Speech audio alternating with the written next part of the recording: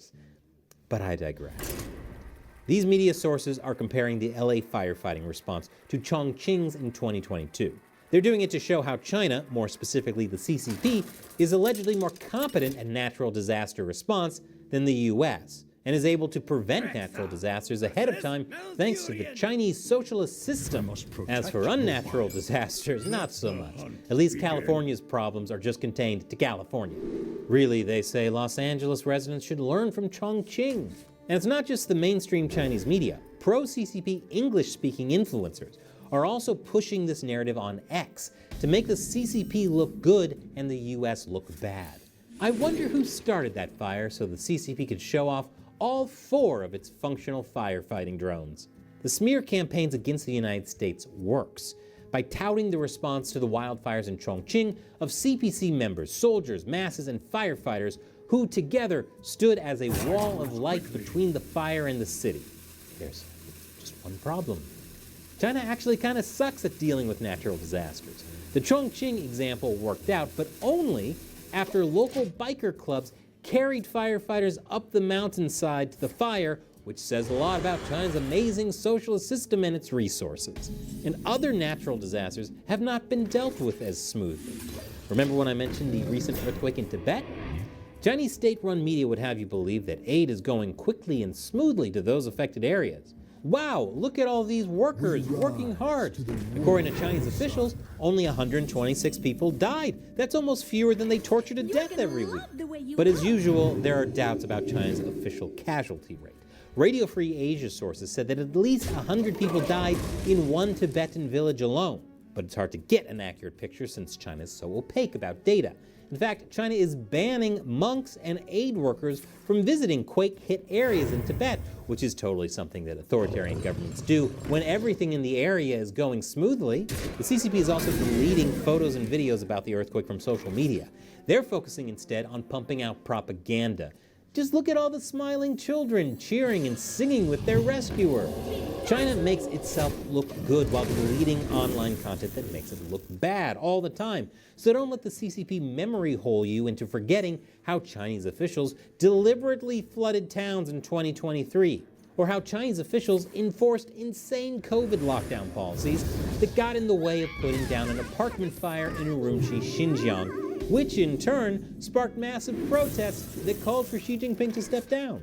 Even with the Chongqing fire, which China is so proud about, there were problems. Authorities forced millions of Chongqing residents to queue up for mass COVID testing in the searing heat. Not even firefighters were exempt, which made the natural disaster response a lot slower than it needed to be.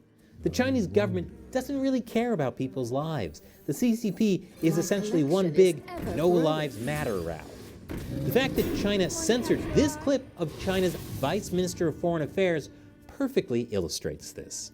一个国家的政府如果连自己国家的公民的生命都不在乎，都不去尽力保护，如何让人相信他们会真正的在乎、关心和保护其他国家的人权呢？人权不是华丽的、空洞的口号，更不是干涉别国内政的工具，而应该是实实在在的让最广大人民感受得到的生活的改善、价值和尊严的实现。 Yes, the irony is thick.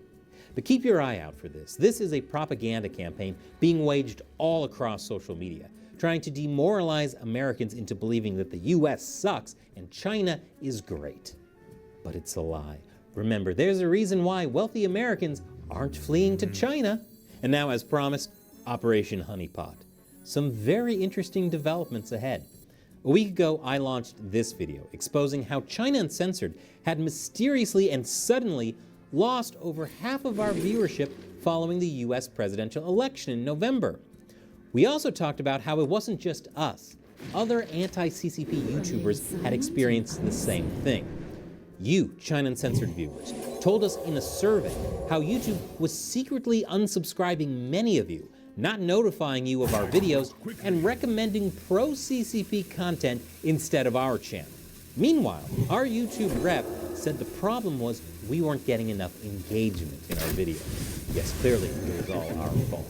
So in response, we launched Operation Honeypot. We asked you, China Uncensored viewers, to join my 50-cent army by liking our videos and leaving a comment with a honeypot emoji below.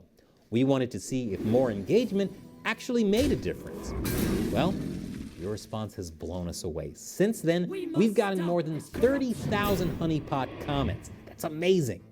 Many of you told us you still weren't getting notifications or recommendations for our videos. But since Operation Honeypot began, some of you have started seeing our videos again. Is it working? Maybe. Some of our videos started doing better, but others haven't. But the most interesting thing is, a couple of days ago, I got an email from YouTube. They said they've been, quote, made aware that we are experiencing issues with our channel and have sent this to their internal specialists to investigate. Now, I did not make them aware of what's been happening to our channel. I haven't spoken to anyone from YouTube in over a month. I have a hunch that Operation Honeypot is what made YouTube aware of these issues and suddenly interested in investigating. So you, my 50-cent army, are doing something amazing. Your likes and comments are saving China Uncensored. Thank you. The operation isn't over yet. We need to keep it going. Like this video and leave a comment with the honeypot emoji below. I'll leave a copy of it below so it's easy to copy and paste. Let's go. Once again, I'm Chris Chappell. See you next time.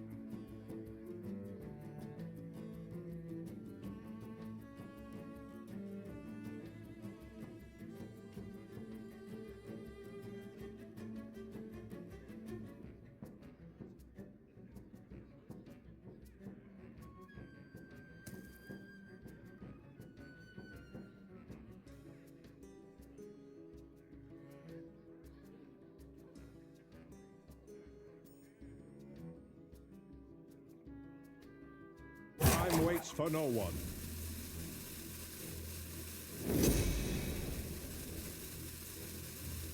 My hand is too full.